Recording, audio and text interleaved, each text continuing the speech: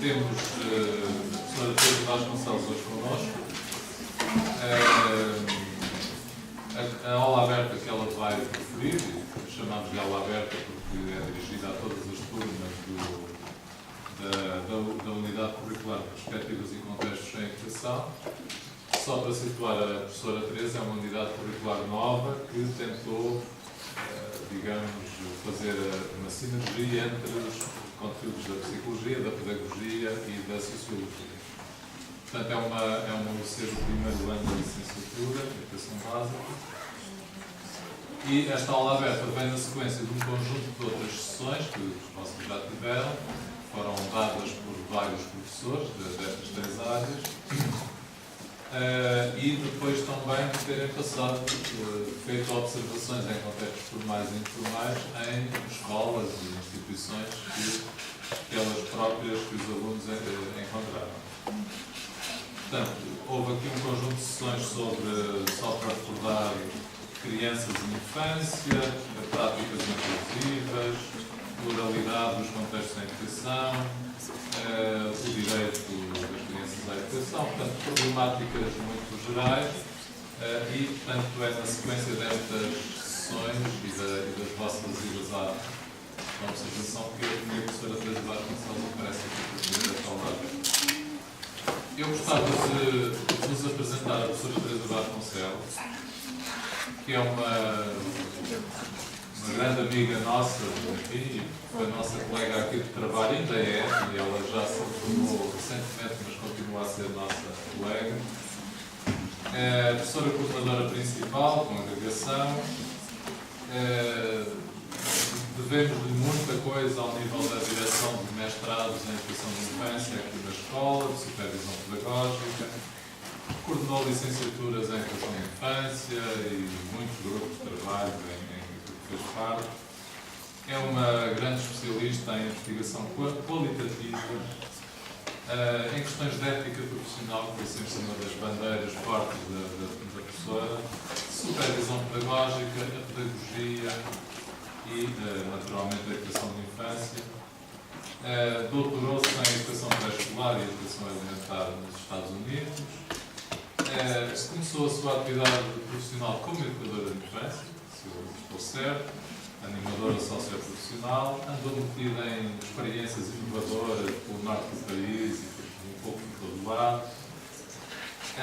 Aqui na escola foi presidente do Departamento de Educação Pré-Escolar, foi presidente do Conselho Técnico-Científico durante vários anos.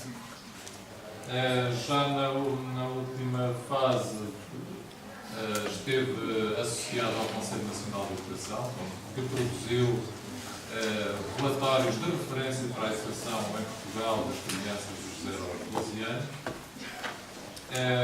Foi diretora do Departamento de Educação Básica no Ministério da Educação e, ao trabalho da professora Teresa, devemos muito da grande expansão que a rede de educação pré-escolar pública teve nos anos 90, por aí, não é? Nos anos 90. Desenvolveu numerosos estudos para a OCDE e para outras agências internacionais, nomeadamente a Fundação Vanguard, a ONEM e a Fundação Solar, e consultorias com diversos países de língua portuguesa, Angola, Timor, São Tomé, etc.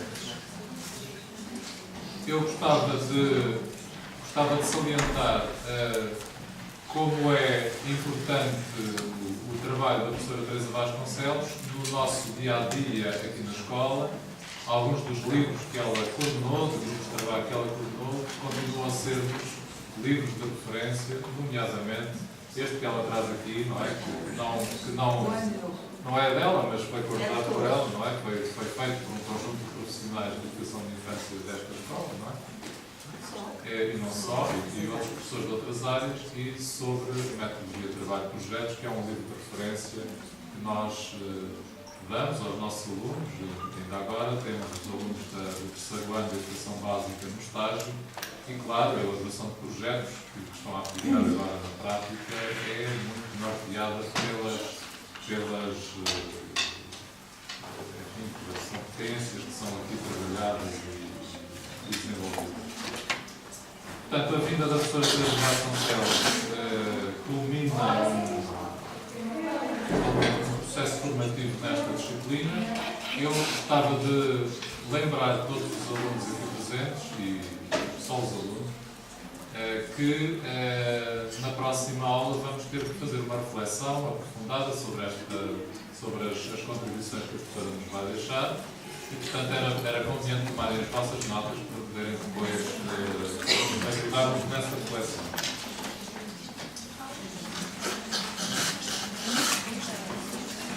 E pronto, vamos dar a palavra então à André. Muito obrigado por teres aceitado o convite.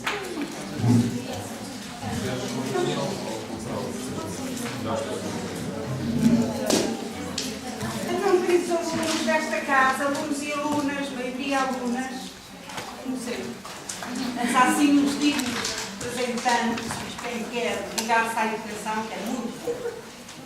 Portanto, não sei o que é que eu vi, não o que disse, honrosa, mas o que queria dizer-vos é que eu fui 30 anos professora desta casa. 30.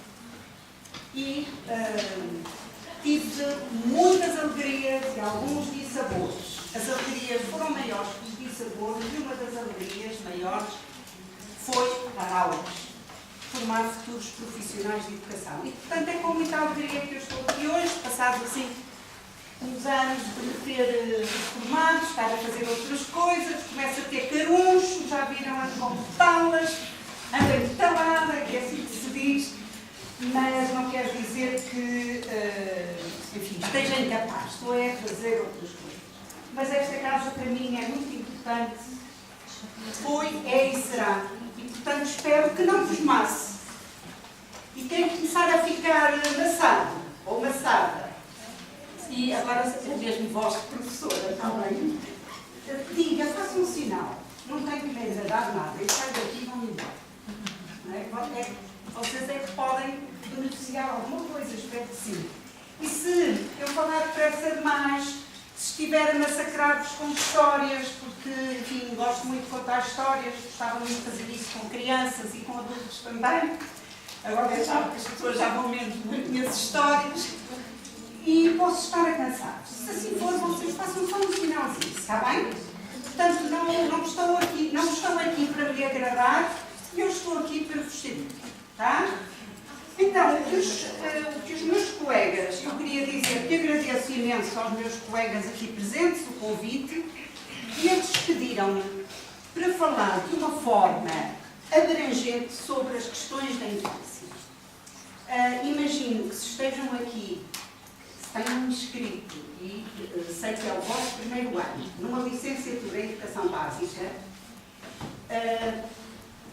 espero, desculpem que eu não sei se tirei o som do telemóvel, vou tirar, e assim dou o exemplo.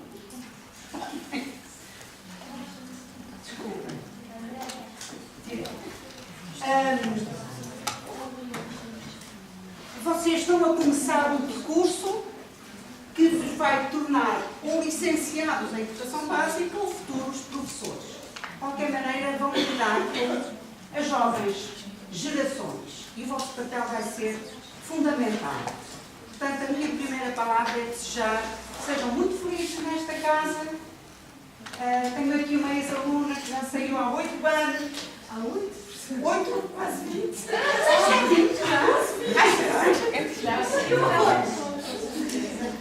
E está cá agora a mediar a sua formação e é um gosto vê-la também aqui. Eu vou falar-vos um bocadinho sobre a criança. São reflexões que eu tenho feito e queria dizer-vos em que situações. Não é muito novo. Talvez para vocês seja novo ou não seja. Eu fiz a minha agregação exatamente sobre a questão da educação de infância no cruzamento de fronteiras. Há muitas fronteiras epistemológicas, quer dizer, fronteiras dos diferentes saberes, para entendermos o que é uma criança. A criança está no cruzamento dos saberes e depois tive a alegria de dar aqui nesta casa a minha última lição, mas isto não é a última, porque isto também é uma liçãozinha, em que refleti sobre aquilo que, como uma profissional já tocada às raias de ser um dinossauro ou uma dinossaura, aquilo que eu pensava sobre as questões da infância, no final mesmo da minha carreira. E tive muito gosto em fazer. Portanto, eu vou trazer aqui dois tipos de abordagem que eu situo nesses dois momentos, sobretudo nesse momento antes de sair da ES. Quem é a criança? Alguém quer dizer alguma coisa sobre quem é a criança? Já, o professor João Rosa já me disse que já foram a contextos formais e informais, está com crianças. O que é uma criança? Não diz. O que é uma criança? O que é uma criança? Não tenham medo de mim. Não faço mal a ninguém. Não faço. E nem fazem cerimónia. O que é uma criança? O que é uma criança? Como é que se chama? Vanessa. Vanessa vai para a Belinda. O que é para si uma criança? É. Pois é. Estou de acordo consigo. Então dê uma ideia. Aquilo que lhe vier à cabeça sobre o que é uma criança. É. Alguém...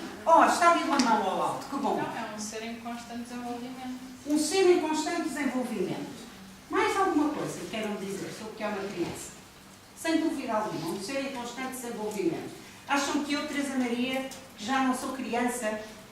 Não é só isso. Serei um ser em desenvolvimento. Eu disse um ponto, um aspecto. Um aspecto. Muito bem. Está certíssimo. Não estou a criticar. Só queria que me serenassem a dizer que ainda estou em desenvolvimento.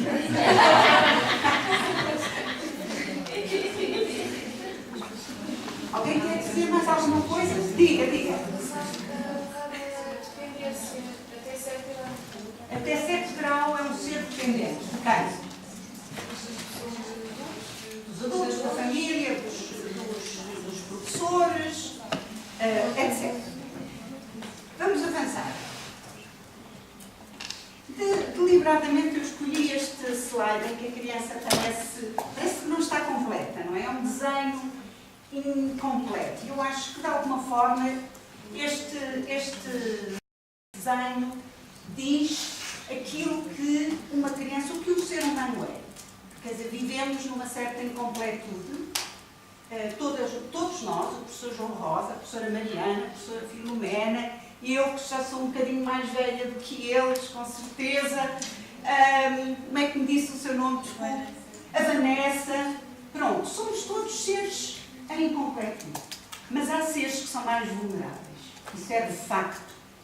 E a criança é um ser, como disse, com vulnerabilidades, e temos que ter em atenção as suas vulnerabilidades. É um ser em vir, mas, em termos do tempo presente, é um ser que é. Está bem? Não é só a criança que há de vir. Não, é um ser que é. E eu vou abordar a questão falando-vos na criança cidadã. Está bem? Mas é um ser que é, de facto. Não é aquela que há de vir, não é apenas uma promessa. É, de facto. Primeiro princípio. A palavra criança vem de criação. Não vou bombardear-vos com muita informação. No dicionário diz que a criança é aquele que se porta com poucos juízos. Estão a ver os estereótipos que temos. Alguma de vocês podia ter, são aqueles que não têm juízo. E nós diríamos, quantos adultos é que vocês conhecem que não têm juízo? Não é? Melhor não começarmos aí a abrir a boca. Ingênuo, infantil, pouco responsável. Será que a criança é pouco responsável? Não sabe? Diga. Qual foi a voz? Foi a sua, bem, pareceu. Diga, força. A partir do momento que está dependente de outros, tem menos responsabilidades. Não quer dizer que não tem. É óbvio, tem menos responsabilidades porque está dependente de outros. Vamos ver depois se será que ela não pode ter também responsabilidades. Está bem? E eu estou a intuir a figura de futuros educadores nesta sala. Criancice, reparem, isto é um dicionário que nos diz. É um modo de agir que é próprio de uma criança. Leviandade, algo que seja dito sem pensar. Ora bom, aqui pode ser outro estereótipo. Eu trabalhei na ESA muitos anos e às vezes então teria algumas criancices, porque dizia coisas muito fortes, sem exatamente pensar. Está bem? É o estilo, sou uma extrovertida. Está bem? Mas enfim, não sei se seria leviandade. Não pensava demais, achava que era preciso ser dito, mas não tenho a certeza que fosse exatamente leviandade. Mas, de alguma forma, quando nós dizemos, deixa disso, criancices, estamos a tratar mal das crianças, não é? Se agora a professora Mariana me dissesse alguma coisa, eu dizia, professora Mariana, deixe disso, são criancices. Eu não estava a colocar mal a professora Mariana, porque era um episódio, estava a colocar mal as crianças. Parece que criancice é uma doença, ou é um estado menor, etc. Temos aqui uma visão de uma criança que não é exatamente a dos tempos de hoje. Acham que já disse a resposta, portanto, não vale a pena perguntar. Não se pensou que a criança fosse, ao longo dos anos, que tivesse uma forma de ser e de estar que era muito específica das crianças. Este quadro mostra uma criança, isto será aí do século XVII, mostra uma criança vestidinha com roupas de luz. E durante muitos anos a criança era tratada como alguns teóricos, não sei já que cadeiras vocês tiveram, que se chamavam-lhe, era a teoria do homunúnculo, que era a criança pequenina, o ser humano em pequeno. E havia de crescer e transformar-se num homem, ou numa mulher. Mas enquanto criança era homunúnculo, era um ser pequenino.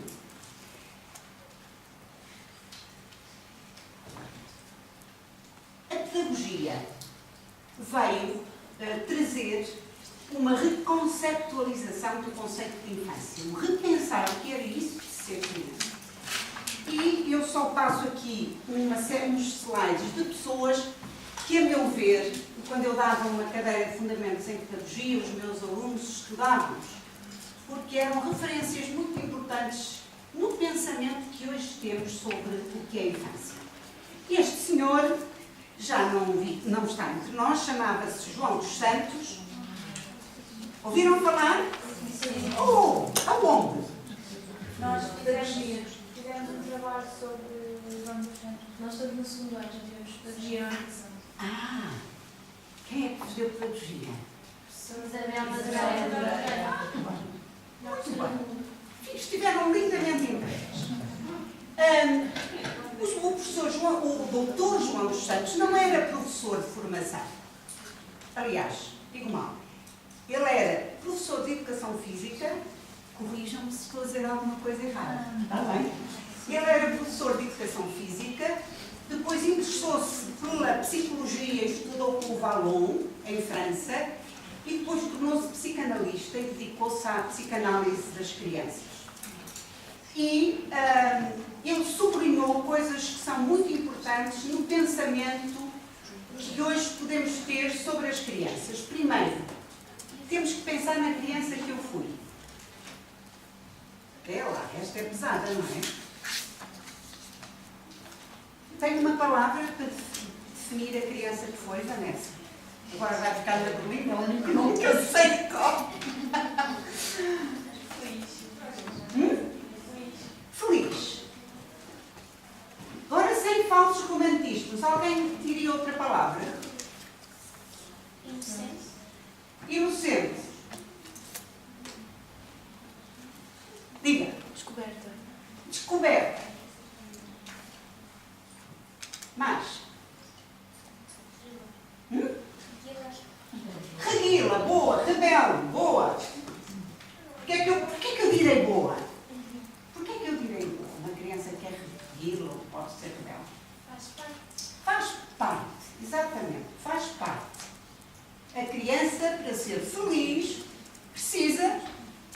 ter carinho, o enquadramento afetivo que a sustente, do seu ponto de vista do seu desenvolvimento físico, mental, psicológico, emocional, etc.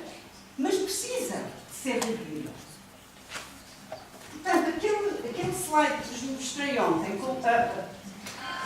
que vos mostrei atrás, com uma menina vestida que parecia uma senhorinha,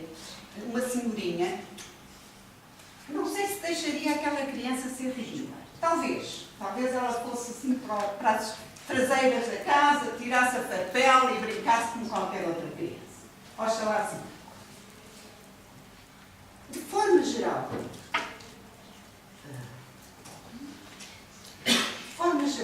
foi interessante quando vocês falaram no que é uma criança ou naquilo que a vossa infância vos relembra. De forma geral, nós guardamos as memórias melhores. Mas nem sempre a infância é um tempo feliz. Será, no vosso contexto, onde estiveram a estagiar ou a fazer observação, quem é que disse nada? Vanessa. Mesmo não aponto a Belinda, ela salta para a Belinda. Diga lá, Vanessa. Não, é todo, por exemplo, quando eu estive em estágio, sabia de histórias de crianças que todas pareciam felizes, todas iguais, e a história de vida delas era mesmo muito dramática. Elas pareciam todas iguais, mas cada uma guardava a sua história. Cada uma tinha uma história.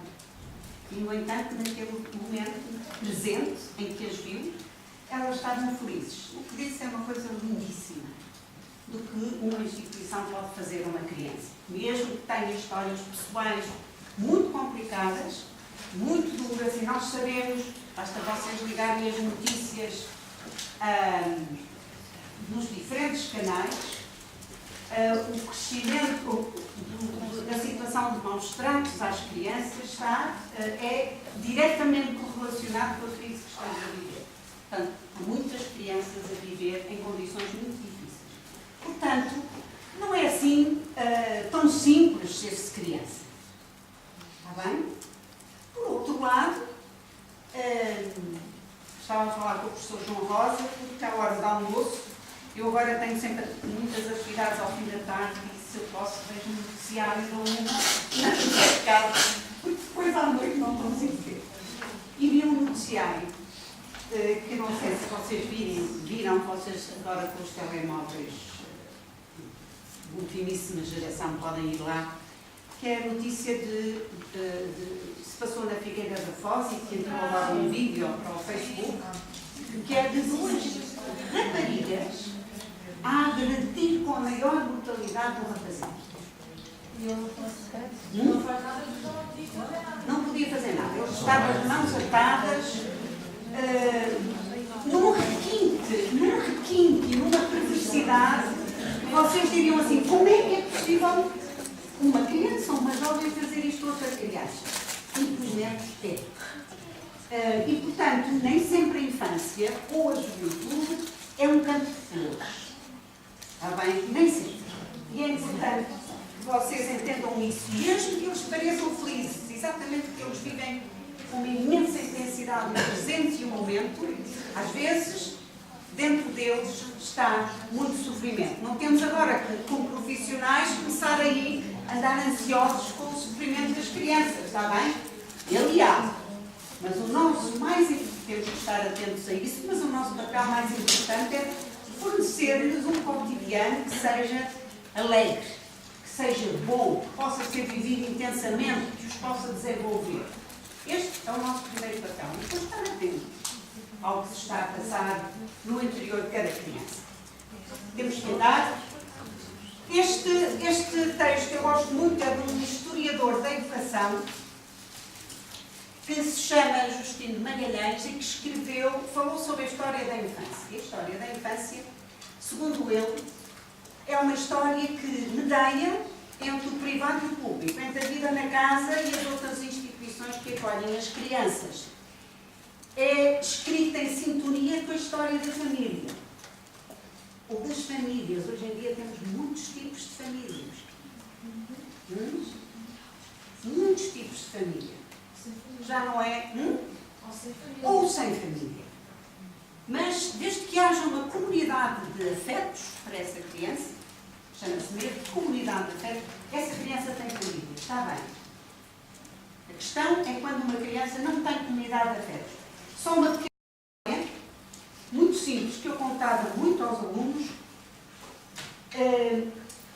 que foi a Anna Freud, que era filha do grande inventor da psicanálise, que era Freud, conta situações de crianças vividas durante a última Grande Guerra. E situações em que eram os irmãos, os pais tinham ido e eram os irmãos mais velhos que cuidavam dos mais pequenos. Os mais velhos pagam com 14 anos, 13 anos. Sim, ou com 12 anos cuidavam dos pequeninos. E eu recebi há dias também uma maravilhosa fotografia, pelos vistos está no Facebook, e que é de uma criança mais velha neste terrível tremor de terra que houve no Nepal, uma criança mais velha e de uns 4, 5 anos, a segurar e a abraçar e a proteger uma criança pequenina, de um ano e meio. Isto é família, meus queridos alunos, posso dizer meus, queridos alunos, destes professores aqui presentes. Isto é família. O conceito de família tem que ser alargado, é muito amplo. Não tem que ser pai, mãe, filho, filha, etc. Há muitas formas de ser família, está bem? Olá, Maria. Mas isto é outra coisa que vocês irão descobrir depois quando tiverem aulas de sociologia, etc. Não me meto por aí. Porque também a questão da criança está intimamente ligada à história das mulheres. E a prova é que, quando se fala em educação, temos aqui 2 cavalheiros na sala, dignos representantes do sexo oposto, ao meu, pelo menos, mas são poucos. Entre os professores também eles são minoritários, não é? Professor João Rosa, e às vezes é uma seca. São ótimos. Mas, durante muito tempo, considerava-se que eram as mulheres que deviam cuidar das crianças. Que era uma função natural da mulher. Hoje em dia questiona-se. Claro que há muita naturalidade nesta função. Quem nos alimenta no útero, quem nos tem, são as mulheres. Mas mesmo hoje em dia, como sabem, todas enfim, o incremento da ciência faz com que seja possível muitas formas dar origem a um ser vivo, a uma criança, a um bebê.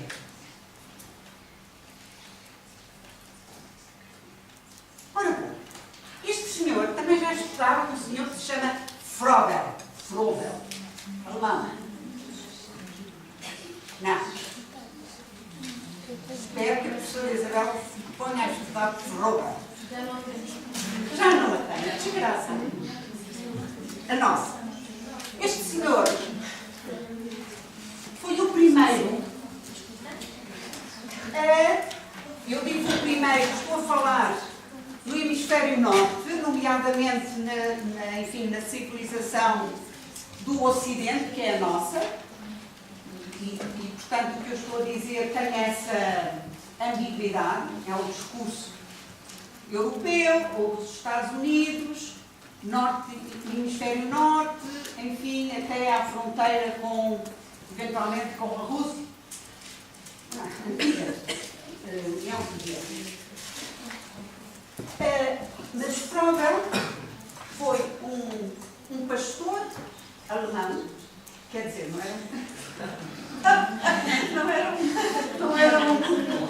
era uma raça de cães, era um senhor que era pastor numa igreja protestante, que era um grande cientista, nem fazia corda, não é?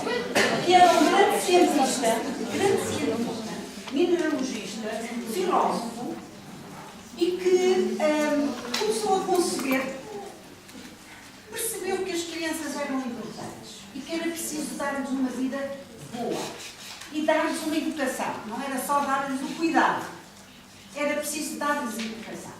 Então foi o primeiro que criou os jardins de infância. Portanto, hoje em dia, quando se fala, vocês vão ao jardim de infância, devemos a este senhor, ao tal pastor alemão, a terminologia de jardim de infância. Está bem? Era uma visão bastante romântica da criança. A criança era boa, a sociedade à volta, enfim, deixava muito a desejar e era preciso criar um jardim onde cultivássemos essas plantinhas que eram as crianças. Alguns de vocês talvez imaginem no futuro que a vossa profissão vai ser assim. Espero ardentemente, e falo-vos uma dinossaurica figura, espero ardentemente que percam algumas dessas ilusões. Está bem? Abram os olhos. Não é um campo romântico, mas é um campo muito real e que de alguma forma espelha os problemas das sociedades atuais. Está bem? Portanto, não há uma ideia de infância, há ideias de crianças ao longo dos séculos. E este é um primeiro princípio da sociologia, está aqui a professora Mariana, que sabe mais disso do que eu. Está bem? Eu apenas estou a aflorar. Começou a pensar-se numa pedagogia científica. Este slide passeio é ilegal, não sei se já viram, mas enfim, não sei daqui. E há dois pedagogos que foram fundamentais e que introduziram aquilo a que nós chamamos a pedagogia científica. Não sei se ouviram falar. Alguém sabe quem é aquela senhora? Maria Montessori. Estudaram Maria Montessori? Só vocês? E foi o vosso grupo de trabalho?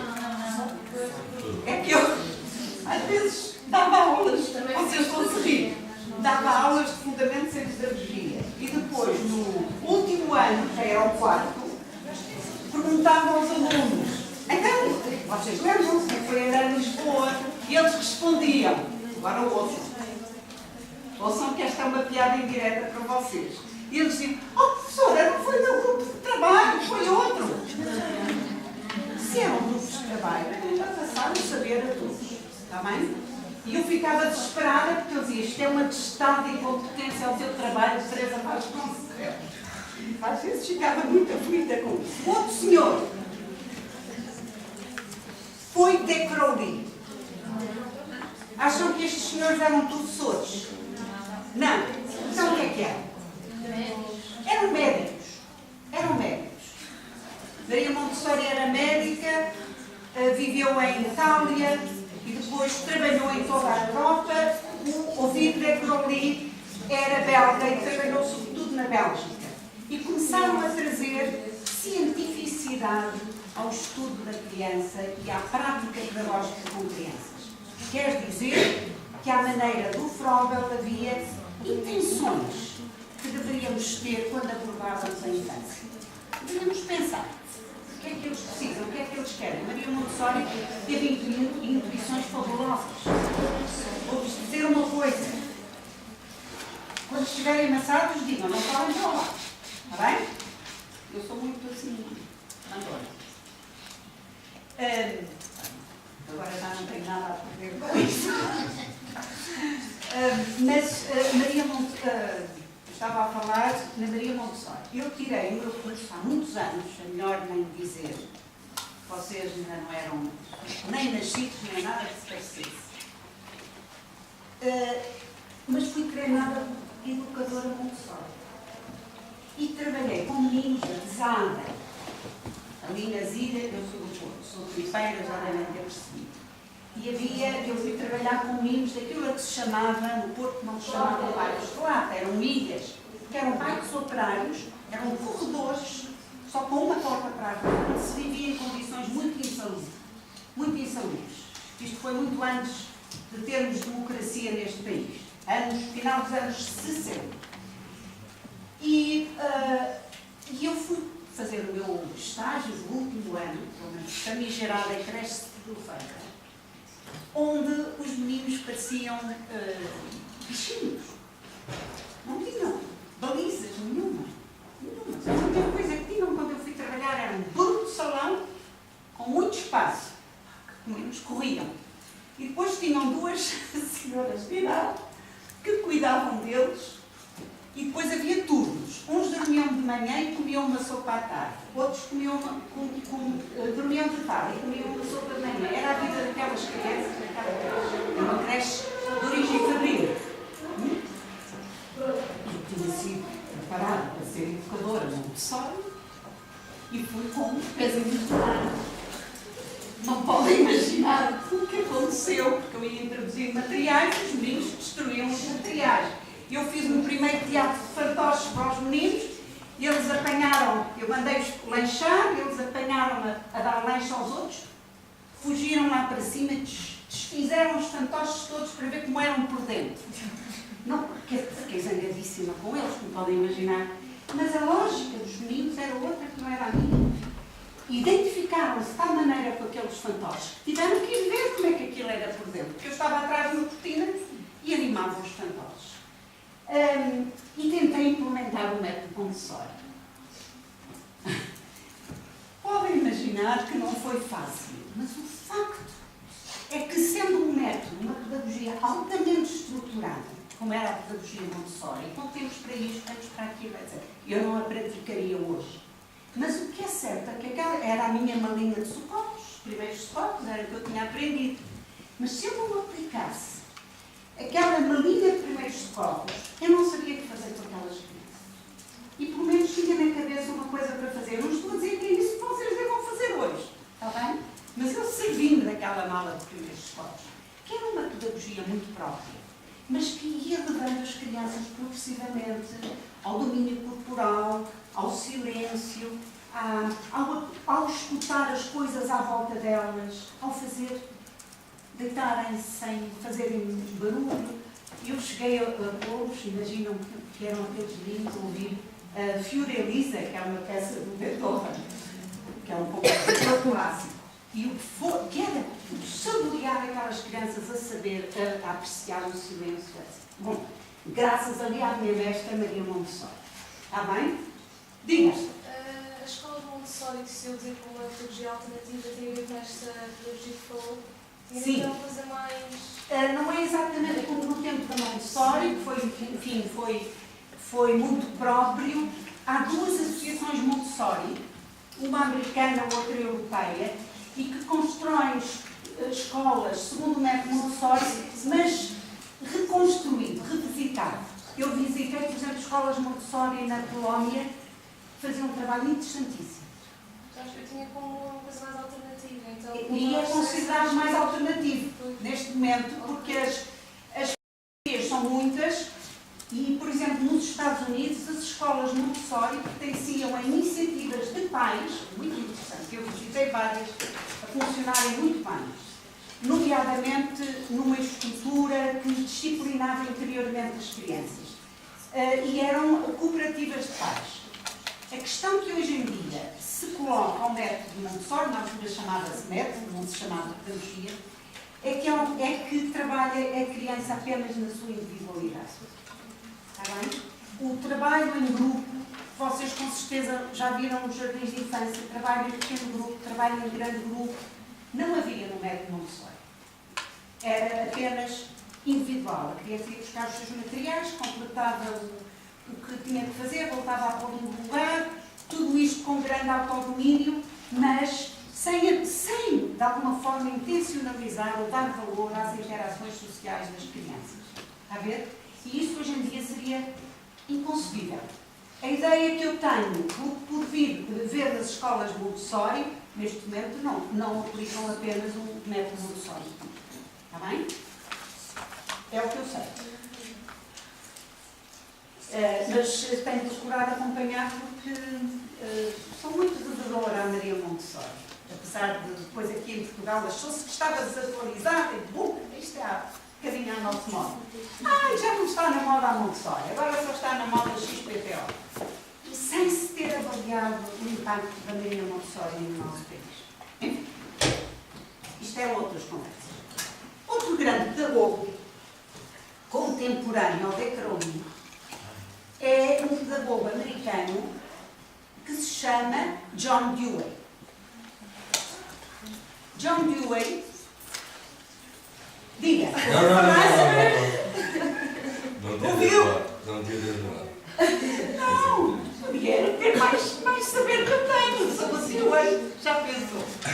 Há gente que fez doutoramento sobre a pedagogia do Dewey.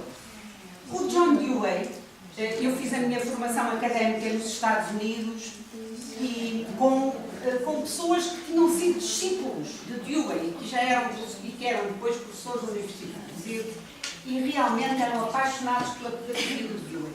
O Dewey, podem imaginar, como americano estava preocupado, aliás, por nós, mas enfim, com os fins sociais da educação, com a democracia na educação. E criou escolas e com metodologias muito próprias. Eram escolas de laboratório, em que se estudava as ciências com as mãos no material, coisa que na educação tradicional não se fazia. Se dava valor à palavra das crianças, se dava valor à responsabilidade da criança, etc. Enfim, isto é tudo muito superficial o que eu estou a dizer. E peço desculpa ao Dewey. E a vocês, que merecem o melhor. Mas, enfim, vamos ver até onde é que eu chego. Mas o Dewey teve uma grande influência na Europa.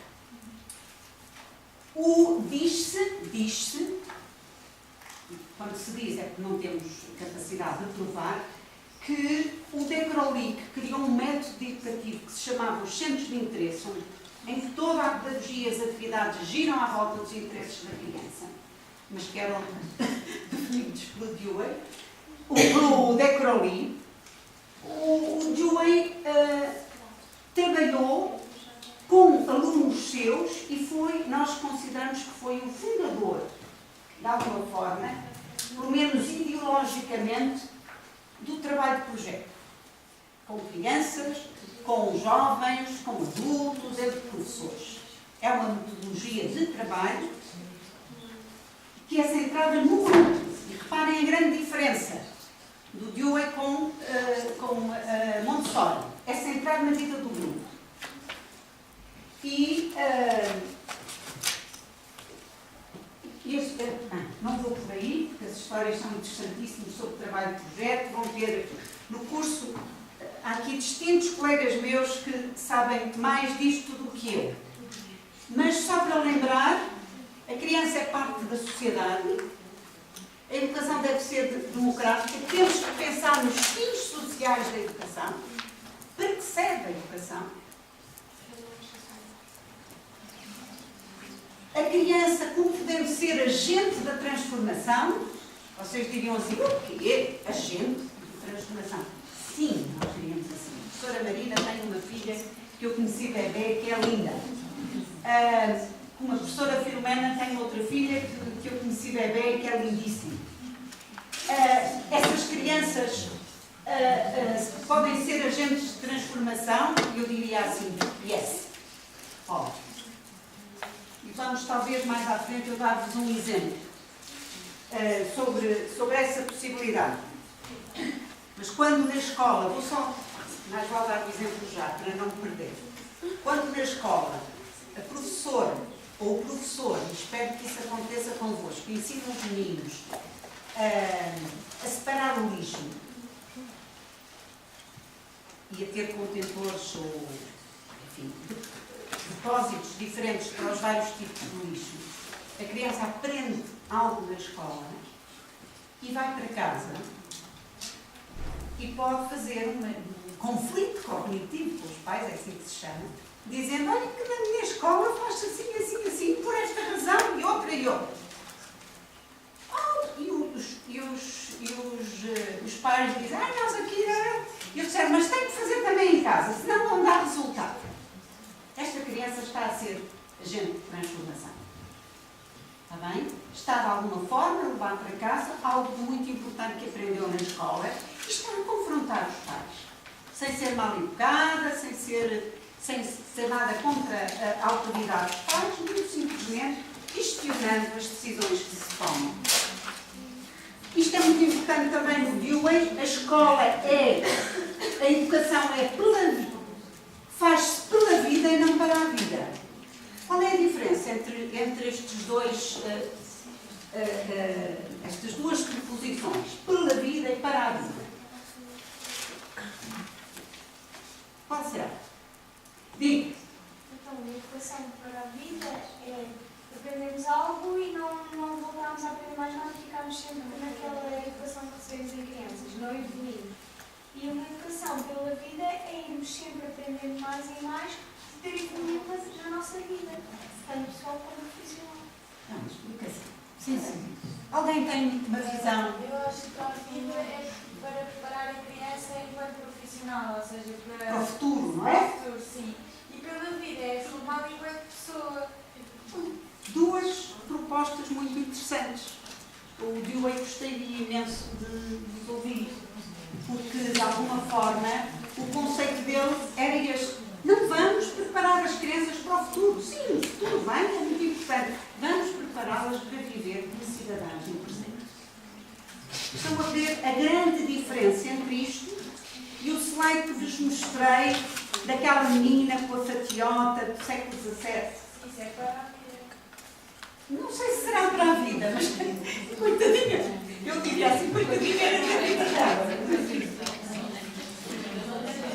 Alguém já está a dormir?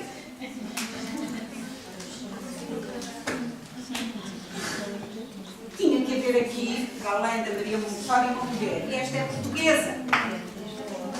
Foi professora nesta casa. Eu ouvi qualquer coisa. Quem é que a estudou?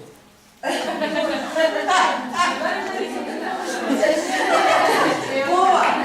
Sabem, ir a Lisboa e não a estudaram diretamente. Este grupo é muito melhor que os meus alunos, dá não sei quantos anos. Bom, a Irã Lisboa formou-se nesta casa. Não era ainda este edifício, mas era esta casa. E como professora de primeiro ciclo. Alguns de vocês vão ser professores de primeiro ciclo. Mas interessou-se muito pela área da educação pré-escolar.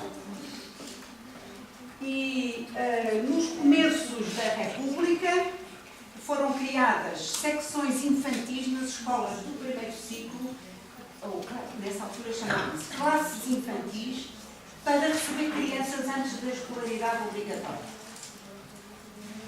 E nessas Irã Lisboa, com uma colega dela, Hilda Moreira, criou pedagogias próprias para essas classes infantis. Nós diríamos que foi a primeira mulher portuguesa que pensou realmente a educação infantil.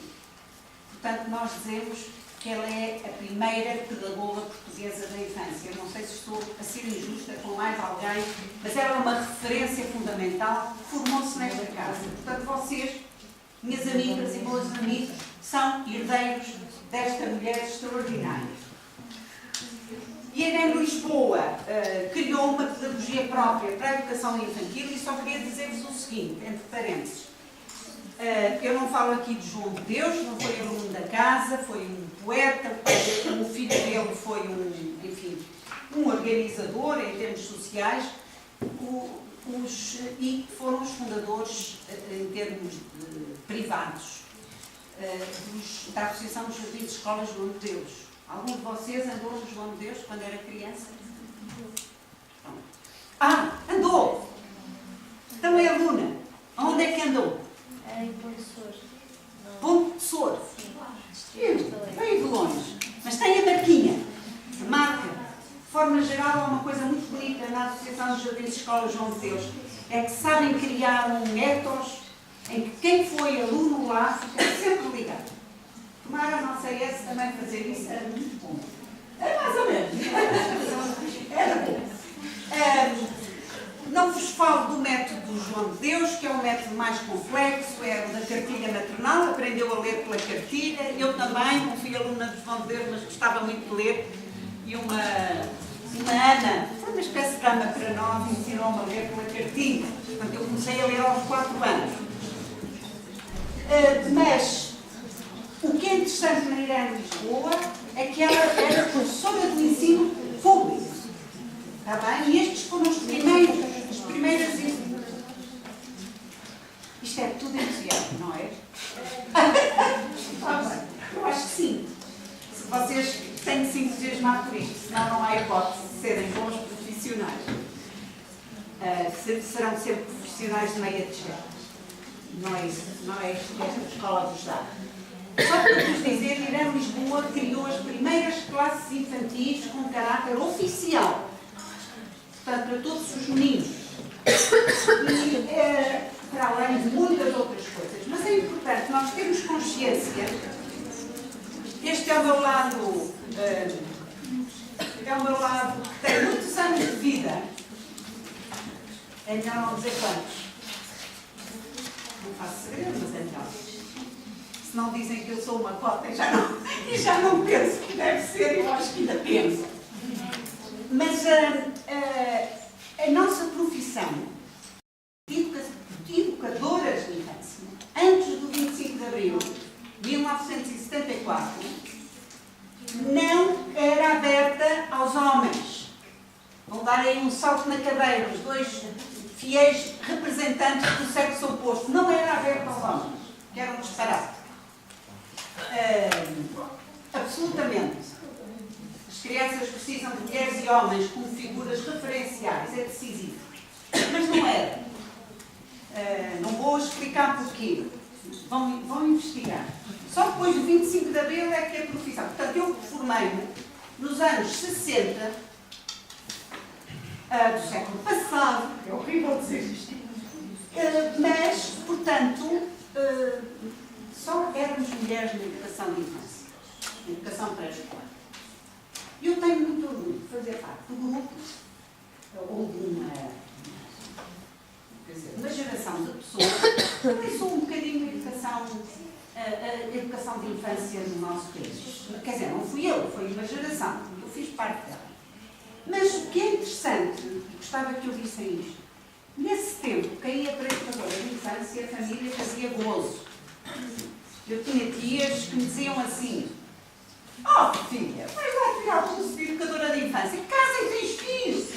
Assim é que é, casa e cuidas dos teus filhos. Vais lá cuidar dos filhos dos outros. Esta era a mentalidade. Ora, então você, agora estamos solidários. Quando vos interpelarem, dizem assim: olha, que eu ouvi uma professora da casa, da Inês onde eu estou, que disse. Está bem? Ainda se diz isso. É uma profissão pouco valorizada. Está bem? Não tem sido. Mas só para voltar à questão das mulheres nesta profissão. Nós tínhamos, na altura, não tínhamos, enfim, dados muito objetivos da ciência. Está tudo bem? Não tínhamos dados objetivos da ciência que nos dissesse: a psicologia diz, a pedagogia diz, a sociologia nesse tempo era proibida em Portugal, podia fazer análises esquisitas sobre a sociedade. Nós tínhamos a intuição que o nosso trabalho era importante. O que é interessante é verificar que, passados tantos anos, vocês já não têm que ter intuição nenhuma. O vosso trabalho vai ser baseado em evidências científicas sobre o que é a infância, o que são as infâncias, porque há muitas, o que é uma criança, qual é o papel dos educadores e das educadoras das crianças, sejam elas pequeninas, sejam elas do primeiro ciclo, do segundo ciclo. Está bem? Portanto, hoje em dia, a ciência diz-nos que a infância é outra coisa. Não é exatamente aquilo que era a intuição do Sr. Frobel, que eu vos falei, que achava que era preciso criar assim uns enquadramentos muito bonitos. Eu estou a falar disto com total desrespeito por um grande mestre da pedagogia. Está bem? Mas o pensamento era uma visão, o pensamento nessa altura era uma visão romântica da infância. Hoje não temos já visões românticas. Está bem? O que não quer dizer que não amemos a infância e as crianças. Senão não estávamos aqui todos hoje. Vou passar à frente. Os meus colegas vão me mandar calar quando for a altura. Pronto. Quem deu este livro? Lá são muitos dedos. Vocês são muito cultos. Cultas.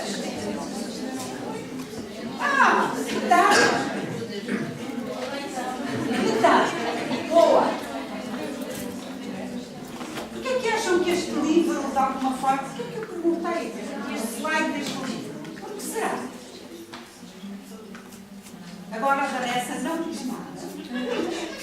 estava pronta a falar e agora tenho a palavra.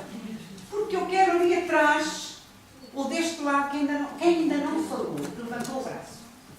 E não tem medo, não tem medo. Eu não compro de criancinhas a nenhuma refeição do dia. Nem alunos. Diga, ainda não falou. O que eu lembro melhor deste livro é mesmo a primeira parte em que o autor disse que quando era pequeno gostava de desenhar jiboias e de comer elefantes. E tentou mostrar isso a um adulto e o adulto disse que era o chapéu. E então a criança disse que desenhou outra vez o elefante dentro da jiboia. E o adulto disse que deixasse de desenhar as elefantes e jiboias e se concentrasse em geografia ou matemática. Como é que esse senhor adulto, que era o Saint-Exupéry, entrou em relação com um menino, enfim, a história é uma fantasia, entrou em relação com um menino que lhe apareceu quando ele tinha, o seu avião tinha caído no deserto? Como é que ele entrou em relação com aquele menino? Na sequência do que disse, como é que se chama? Rita. Na sequência do que a Rita disse. Portanto, o Saint-Exupéry tinha uma marca da sua infância, diríamos assim, em que os adultos não perceberam o que ele tinha desenhado. O que é que ele faz para entrar em comunicação com aquela criança que ele nunca tinha visto, que era o príncipezinho? Boa! Quem disse? Desenha. Disse muito bem. Desenha. O que é que ele desenha? Repete o desenho quando era pequenino. E aquele menino disse, o homem, eu não quero que tu desenhaste um elefante, eu quero que desenhes uma flor. Por exemplo, já nem lembro. Todo o episódio. Ele queria é verdade, a história é assim. Por favor, desenha-me um cordeirinho. O tom é cordeiro. Por favor, desenha-me um cordeiro. E ele desenha a jiboia, o elefante da sua infância, e aquele menino diz, não é nada disso, isso é um elefante. Entraram em relação. Está bem? Porquê? E porquê é que tiveram, e a história é maravilhosa, quem não leu, leia, é um texto poético muito fundador para a nossa concepção de infância. O que é interessante é que aquele adulto, que era um piloto, perdido no deserto, tem um papel extraordinário, que é, muito simplesmente, escutar as perspectivas daquela criança. Que não é muito comum. Quando nós falamos de criancices, de pequenino se torce o pepino. Ai, pessoas.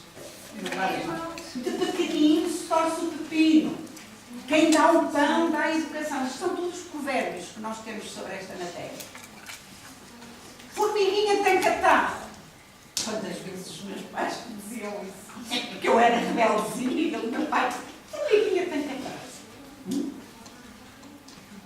Havia a tradição que a voz das crianças não era para ouvir. E este livro foi publicado muito antes da Declaração dos Direitos da Criança, ou da Convenção dos Direitos da Criança. Tu não deves ser boa pessoa. É que não deves. E estou aqui, nesta sala, a grande especialista desta casa na matéria da Convenção dos Direitos da Criança. E noutras coisas. Portanto, ainda por cima, vem de amarelo, ninguém a pode confundir nunca mais. Ora bom, a Convenção dos Direitos da Criança, que é dos anos 70, de alguma forma, dá corpo, não posso dizer isto com esta linearidade, mas dá forma, dá corpo a esta visão que o Saint-Exupéry teve, e que muita gente teve também, que as crianças são para ser ouvidas. Portanto, quando o professor João Rosa disse que eu gostava de fazer investigação qualitativa, neste momento eu estou muito interessada na investigação que pega na voz das crianças. A professora Catarina fez uma lindíssima tese de doutoramento, que está publicada, que é exatamente sobre crianças na zona de Barcelos e no Brasil, e as concepções que elas têm sobre os direitos da criança. Eu vou ir mais à frente, ver se chego lá, fazer uma citação da tese dela, que é uma delícia. frente. Passei imenso à frente. O que é isto? O que é que eu fiz? Bem. Desculpa. Vocês como é que passei à frente? Não, e as máquinas?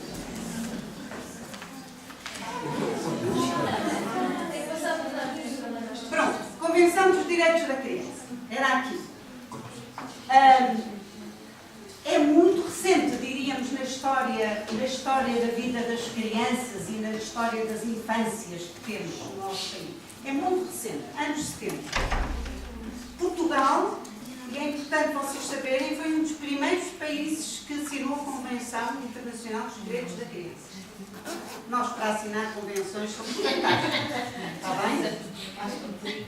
E para fazer relatórios interessantes de 5 em 5 anos também vamos fazendo. Agora a Convenção continua em muitas prateleiras. E vou-vos dizer uma coisa, não se consegue. Quem vai ser professor não conheça de frente para trás e de trás para a frente a Convenção dos Direitos da Criança. E, no entanto, isto acontece. Não digo mais nada, vocês vão ser alunos da professora Catarina, se não são já. Direito à educação desde o nascimento, direito à proteção de uma família. Estão cansadas de me ouvir?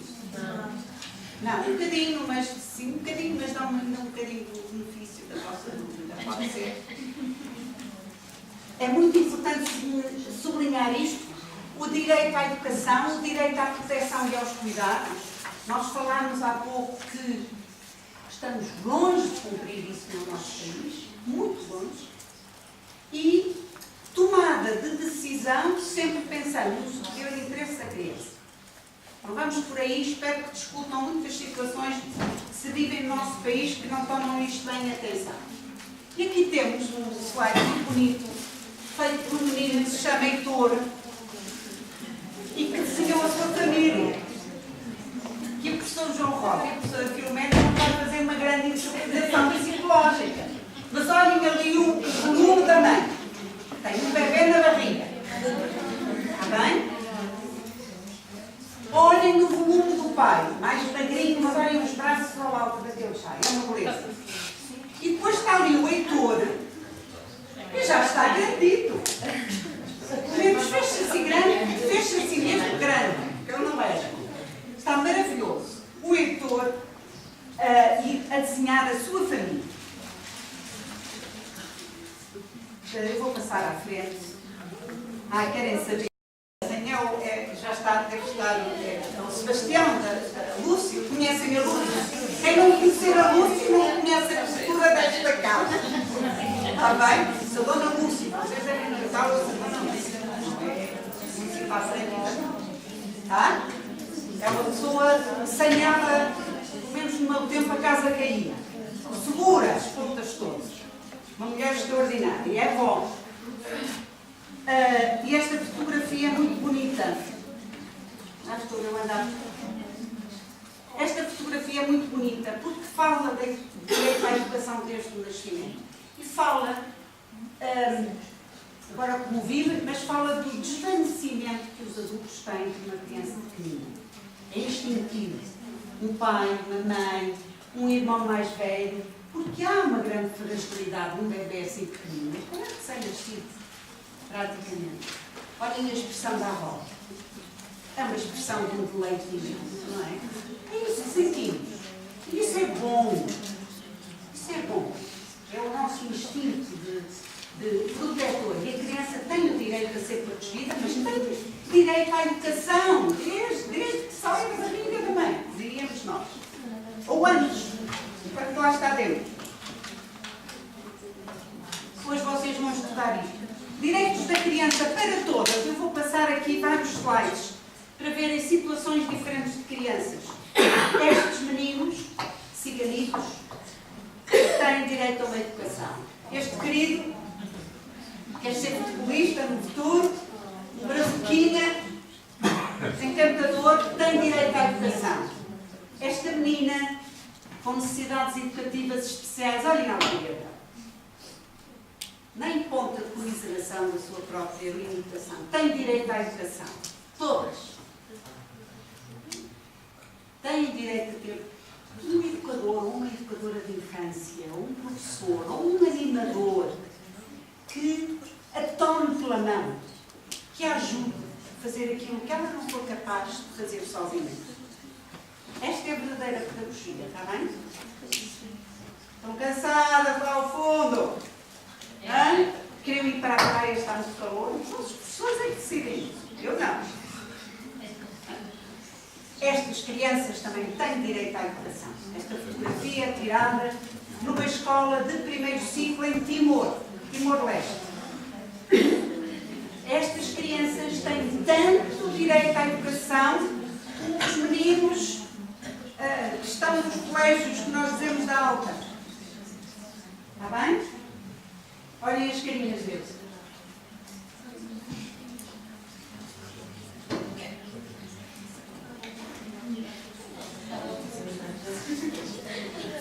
Olha esta menina. Eu que tirei a fotografia, é o meu orgulho. Uma menina de 3, 4 anos. A dizer de sua justiça, a levantar a mão para falar. Falava até tu, eu não percebia nada do que ela dizia. Tetum, que é a língua, enfim, de uma parte da população de Timor-Leste, porque eles têm 36 línguas. Podem imaginar os problemas que coloca a educação.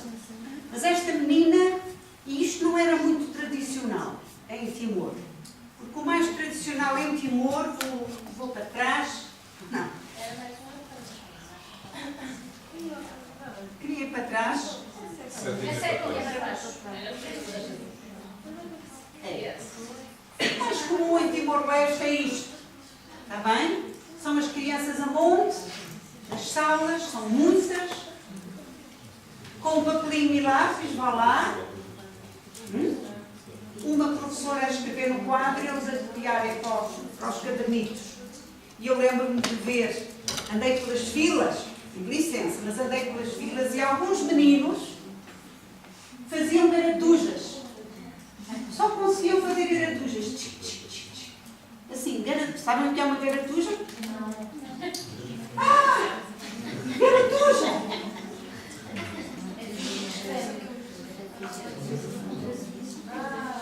É o que as crianças, 3, 4 anos, começam a fazer para imitar os pais a escrever. Agora já não é assim, agora eles fazem assim. Para passarem as imagens, não é? Fazem isto. Mas no meu tempo fazíamos garatujas. E vi esse menino, teria uns 6, 7 anos, só conseguia fazer garatujas. E não havia ninguém que lhe prestasse atenção. Eu não estou a dizer que é bem ou mal. Que eu também vi, como vocês disseram, vi crianças muito felizes. Muitíssimo felizes. Está bem? Mas de qualquer forma, todos têm direito à educação, a aprender a escrever, a ler, etc. Vou avançar. Direito a ter amigos. É ou não é? Será? Ou tem só direito a ter pais e irmãos? Não. Têm direito e querem ter amigos. Desde a creche. Vocês dizem, na creche são pequeninos, é só para andar ao nosso colo. É. Trabalha numa creche. É. Não. Nem na creche fazem grandes amizades, é ou não é? Grandes amizades entre crianças nas creches. Temos é que criar condições para isso. Mas, enfim, na próxima aula vem e fala. Amigos. Estes cresceram, são meus sobrinhos netos, imagina. Mas não, é uma delícia esta fotografia. Amicíssima.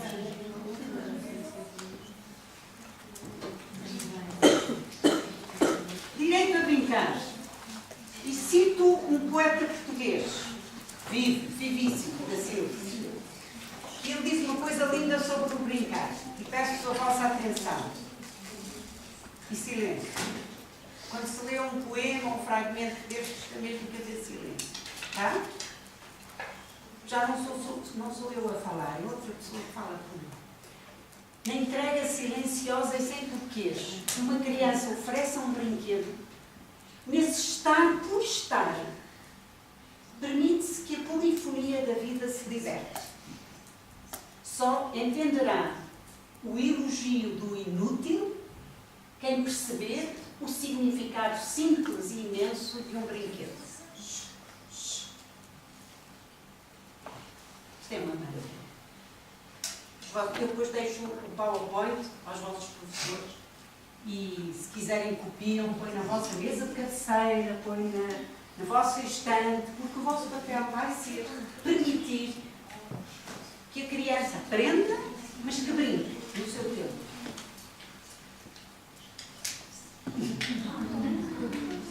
Pegou o sobrinho neto. Direito a uma educação diferenciada. Eu fui eu que pus aqui a fotografia e deu isto. Mas é uma criança com síndrome de Down. Passo à frente, isto, tal como vimos, a família tem que andaimar, pôr andaimes, ajudar, orientar, ser flexível, apoiar, sustentar, estar atenta e escutar. Do ponto de vista das crianças. Num dos slides que eu mostrei dos meus sobrinhos netos, há um que é uma adolescente. E que, bem, são todos, claro. Eu sou uma tia-avó coruja. Mas o pai dele, que é meu sobrinho, é muito interessante. Ele queria ser educador de infância. Agora vocês vão gostar de ouvir. Queria ser tipo um jeito fabuloso para crianças. Queria ser educador de infância. E os pais não o deixaram. O pai era médico. Filho meu, educador de infância. Bomba. A mãe era economista. Filho meu, educador de infância. Bomba. E eu só dizia assim, não filho, ao menos deixa ser psicólogo. E eles diziam, psicólogo, nem pode ser para ele. Não me tirou nem direito, não me tirou nem medicina, não me tirou nem economia, mas é um pai extraordinário. Extraordinário. E sabem o que é que ele faz? Ele escuta a perspectiva dos filhos. Agora já não tem só um, tem dois. E ele dialoga profundamente com as crianças. Escuta, explica tudo. Explica. E ouve a perspectiva das crianças. Muito raro encontrarmos pais assim. Portanto, ele ficou feliz porque tem 2 filhos. Vai à creche, ao colégio dos filhos. É um sucesso porque escuta todas as crianças que trepam por ele acima. Mas, de alguma forma, perdeu-se um fantástico educador. E foi pena. Saber escutar a criança. Temos aqui, vejam lá o tempo. Mais 5 minutos, eu vou até onde for e depois fazemos debate. Está bem? Que é até às 7. Ou... um quarto para as 7. Pronto. Damos esse bónus. Está bem, se estiverem agora muita atenção até ao fim. Não vai ver mal, eu gosto de brincar. Temos aqui um caso de uma profissional de educação que ajuda as crianças a negociar uma crise. Passo à frente. Agora não posso passar à frente. Reparem na maravilha de um dito. Agora vocês têm que prestar atenção, porque não sou eu a falar, é a professora Catarina. Está bem? É a tese da professora Catarina. A ideia de que é preciso também reconstruir os direitos da criança. Ela tem uma série de capítulos muito interessantes sobre isto. Eu retirei isto, que é dito por uma criança que é brasileira ou portuguesa. É portuguesa.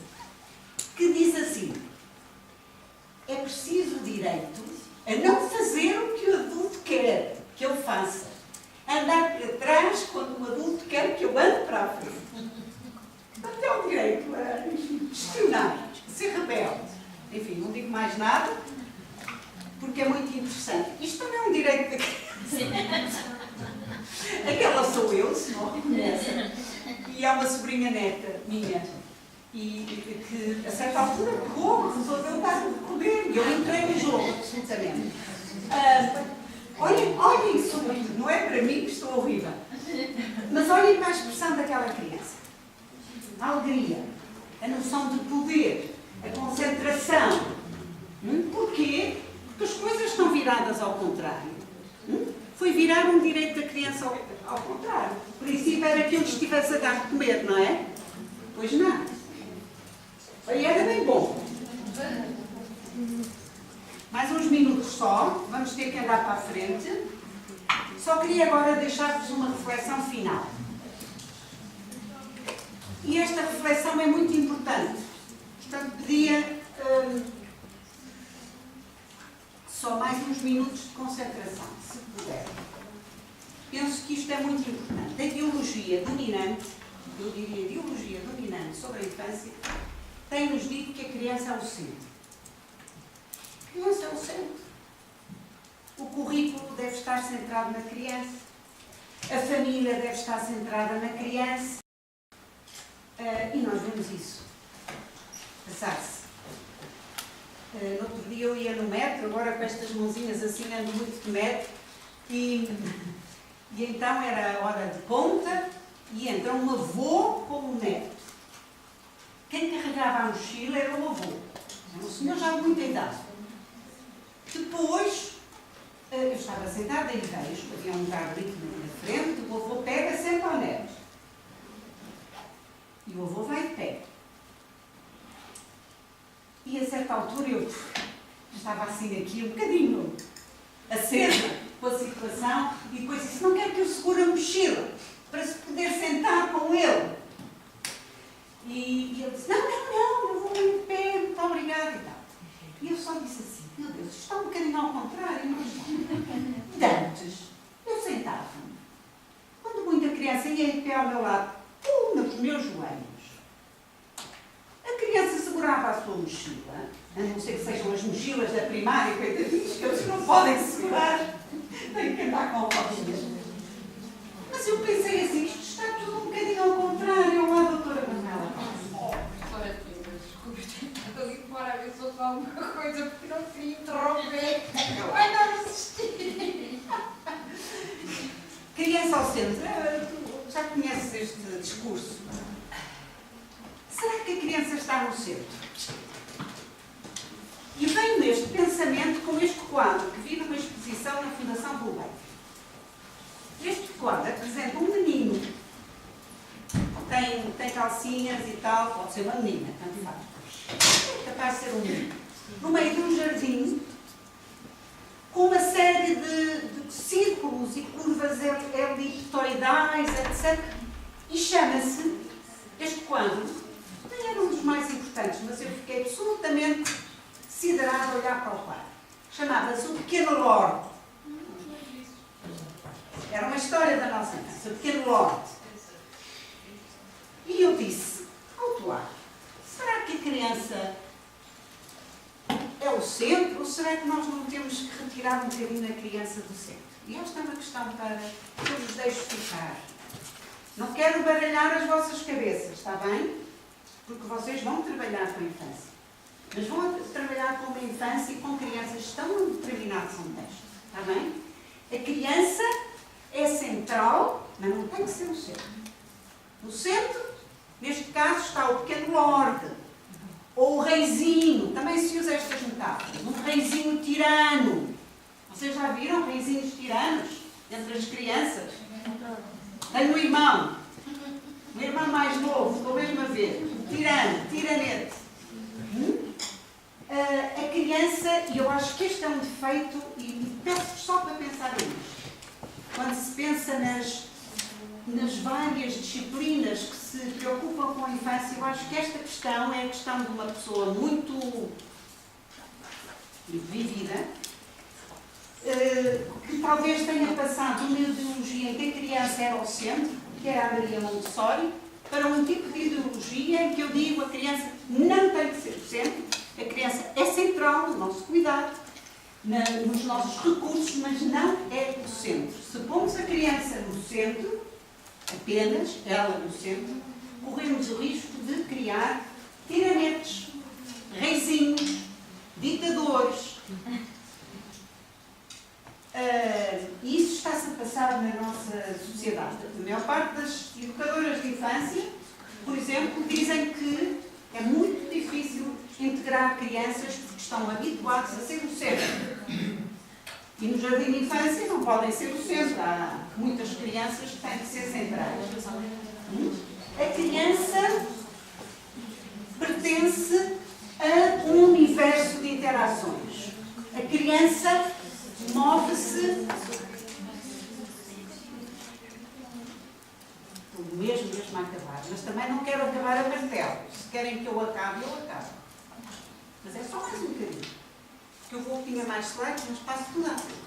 A criança move-se num universo policêntrico. São os avós, oxalá eles vivam em casa dos pais e a criança até cuida dos avós.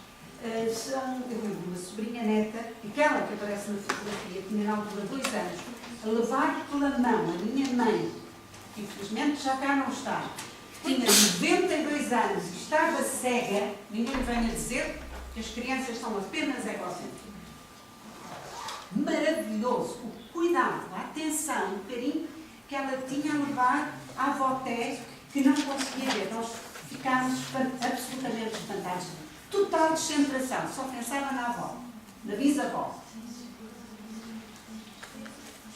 E, no entanto, podem também ser egocêntricas. Não quisermos, vou passar à frente, mesmo. Assim.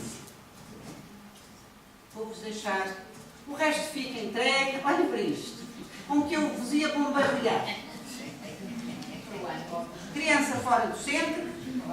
Central, mas fora do centro. Está bem? Vocês vão ser futuros profissionais de educação. E devem discutir isto com os vossos professores. Porque senão eu posso estar a desarrumar a vossa cabeça. Está bem? Isto deve ser conversado. A criança em projeto com outros. Com outras crianças. Vou passar à frente. Esta tenho que debitar.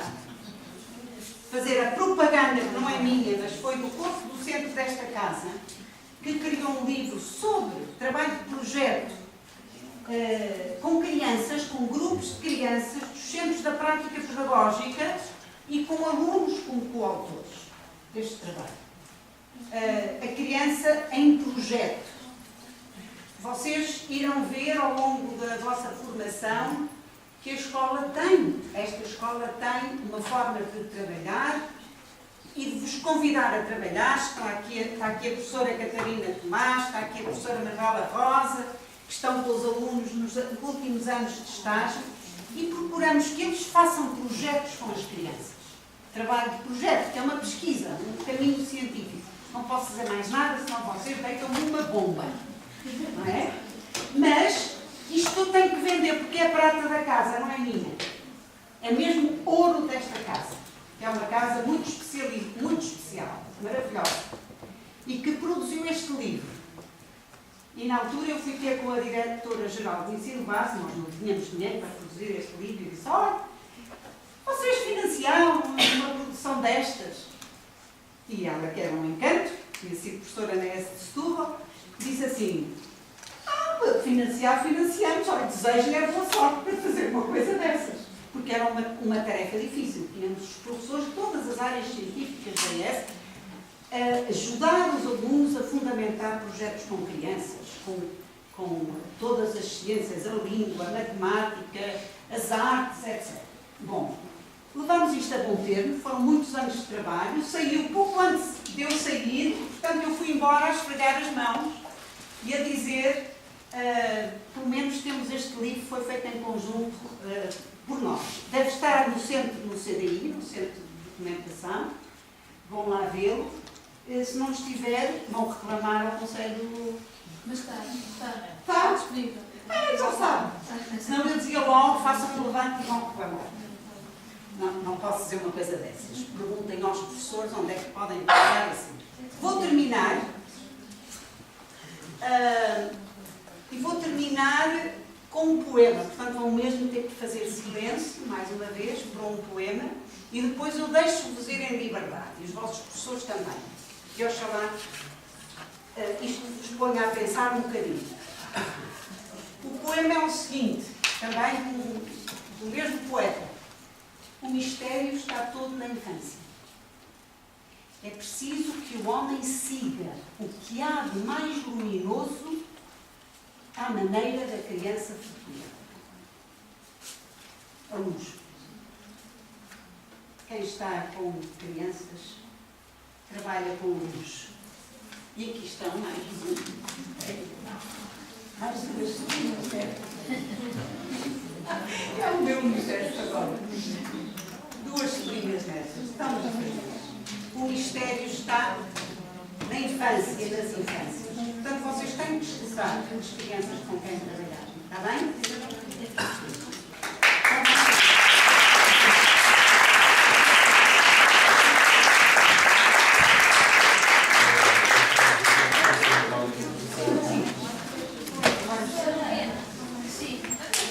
Muito bem, então, ouvimos a professora Teresa Vasconcelos, vamos ter aqui uns minutinhos para alguma questão que queiram colocar.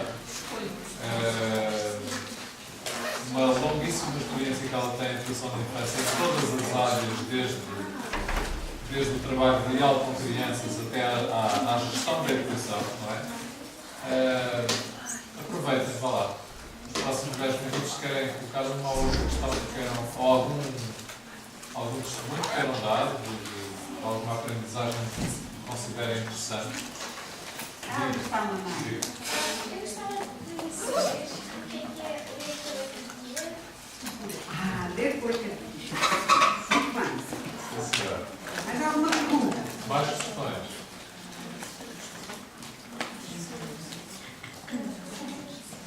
A Vanessa pode fazer questões ainda, não?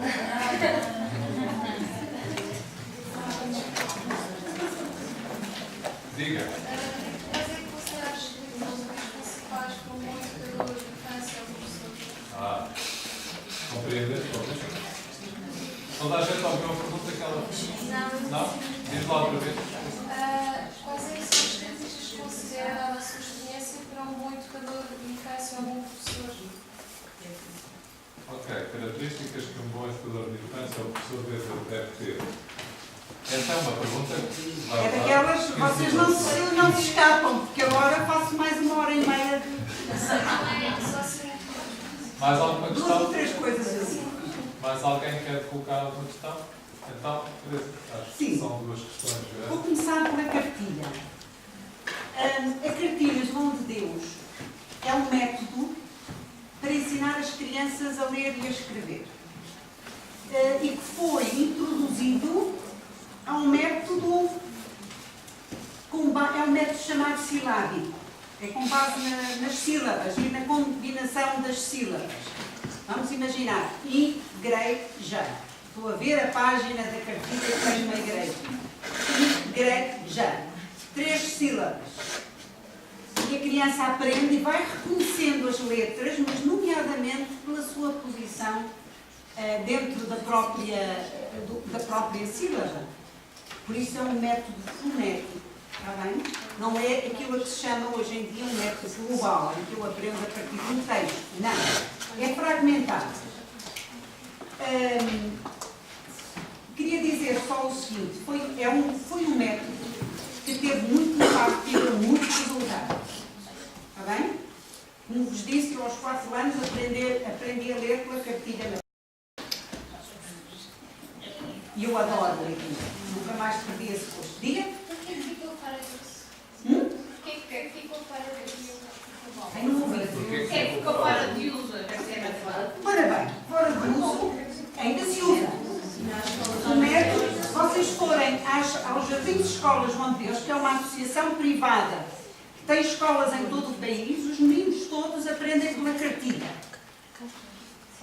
Há a cartilha pequenina, há na biblioteca da escola, com certeza na sua escola havia uma cartilha, na turma, uma cartilha gigantesca, muito grande, em que passavam as folhas e os meninos aprendiam visualizando aquela cartilha. Chamava-se cartilha porque era o nome que era usado para aquilo que nós hoje chamaremos os manuais didáticos. Não sei se estou a ser simplista. E havia vários autores que criaram cartilhas para ajudar as crianças a aprender a ler e escrever. Um deles está ali na entrada da ES, vão procurar, e chamava-se, não sei onde é que está, chamava-se Camilo Castelo Branco. Não. Feliciano de Castilho. Era sério. Foi um grande mestre. No entanto, considerava-se que a cartilha, que foi criada ao mesmo tempo, são da mesma época, que a cartilha de João de Deus era mais eficiente nas aprendizagens, está bem?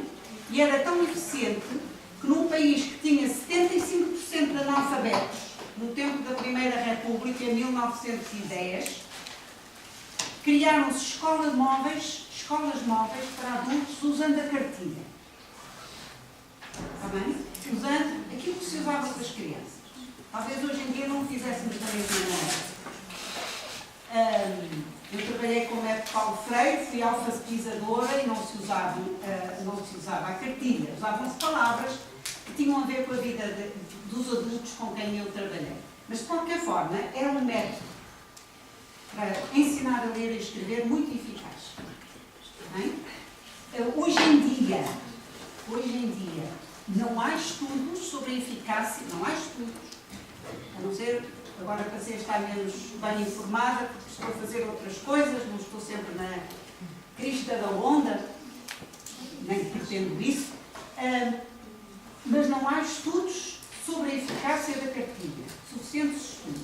Aquilo que há, que está demonstrado, é que a cartilha, que foi criada como um método para alfabetizar crianças, numa perspectiva de igualdade de oportunidades, porque os jardins de escolas onde eles tinham mesmo crianças muito carenciadas, hoje em dia não é o que se passa. Transformou-se numa associação, é uma IPSS, vocês estão a estudar essas coisas, mas não abrange as crianças mais desfavorecidas. E não há o que se avalia, espero que não ofenda, que eu também gosto muito de ir ali ao Jardim da Estrela, à sede dos Jardins de Escolas João de Deus. Não deixem de ir ao Museu João de Deus, que é ali junto ao Jardim da Estrela. Porque tem a história toda da pedagogia de João de Deus e dos métodos, etc. E vale a pena visitarem uma das escolas. No entanto, não são as crianças mais carenciadas que agora estão nessas escolas. Não são. E o que se intui é que essas crianças mais carenciadas teriam muita dificuldade de aprender pela cartilha. Mas é um bocadinho um disco, é uma intuição. Não há investigação sobre isso. Características do bom educador. Com os anos, eu aprendi uma coisa. Agora vão saber. Com o meu doutoramento, que foi estudando a vida e o trabalho de uma educadora de infância, eu aprendi que eu tinha sido péssima educadora. Comparando a minha prática com a prática daquela educadora. Vale a pena vocês lerem, não é para promover nada, vale a pena lerem a descrição da prática daquela profissional. E porquê que era uma profissional de mão cheia? Primeiro, ela própria não queria ser um figurino qualquer. Era ela, autêntica. Com os seus defeitos e as suas qualidades. Às vezes perdia a paciência com os meninos, outras vezes não perdia. Às vezes chegava cansada, outras vezes não chegava cansada. Às vezes dizia, eu saio menos cansada do que cheguei. Outros dias, não. Sermos nós próprios. A criança pressente, quando eu só digo assim, rico, que querido, que doce, que torrãozinho de açúcar. E não há nada dessa coisa que nós dizemos. Não há autenticidade nenhuma. Portanto, sejam autênticos, está bem? Mesmo que façamos erros. Eu fiz muitos. E cheguei a essa conclusão quando acabei o doutoramento. Tu tinhas a mania que tinhas sido uma boa educadora. Que horror! Não podes comparar com a prática desta profissional. Não é para comparar. Mas, de alguma forma, é para a gente ficar um bocadinho mais humilde. Portanto, eu não vos sei dizer exatamente o que é um bom educador ou uma boa educadora, mas temos que ser nós próprios. Os meus colegas da psicologia devem estar de acordo comigo, ou não? Pronto. Vamos ver agora o que é que a sociologia da infância diz. Um bom profissional de educação, um bom educador deve saber escutar a criança. Gosta? Sociologia. Um bom elemento da pedagogia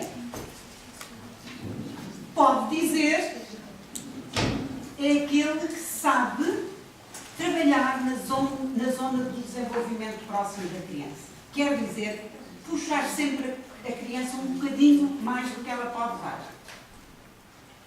Está bem? Trabalhar nessa zona. É uma zona que não é o desenvolvimento exato da criança, é uma zona em que a criança está, mas é com o nosso apoio. Vocês já começaram a estudar Vygotsky? Não, então vão estudar. Vão amar estudar Vygotsky com os vossos professores. Foi ele que introduziu este conceito de zona de desenvolvimento próximo. Ele era um psicólogo. Foi um psicólogo extraordinário.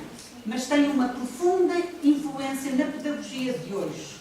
Naquilo que nós chamamos de construtivismo social, que é trabalhar na zona de desenvolvimento próximo da criança. É tudo menos mel, quadradinhos de açúcar e de outras coisas. É estimular a criança para a autonomia, para a cidadania, deixar que as crianças nos ponham em questão. Está bem? Tem a mão. Parece uma polícia sinaleira. Diga, diga. Eu não compreendi quando a professora se refere a essa educadora. Sim. Quem Quem é? Ai, não posso dizer. Isso é ética da investigação, não posso dizer o nome. Mas chama-se Ana. É o nome artístico dela. Prática Educativa de Ana. É um livro que circula aí que se chama Ao Redor da Mesa Grande, Prática Educativa de Ana. Eu acho que se aprende com essa prática muito mais com milhares de discursos. Porque é uma prática vivida, é uma prática coerente com ela própria. Não sei o que mais vos diga, leiam e depois percebem o que é ser um bom educador ou uma boa educadora. Eu, pelo menos, fascinei-me a recolher dados. É assim que se diz para as investigações. Recolhi os meus dados etnográficos. Vivi naquela sala de aula, sempre que podia lá estar, trabalhava aqui na IES também, mas 2 dias por semana eu passava naquele jardim livre.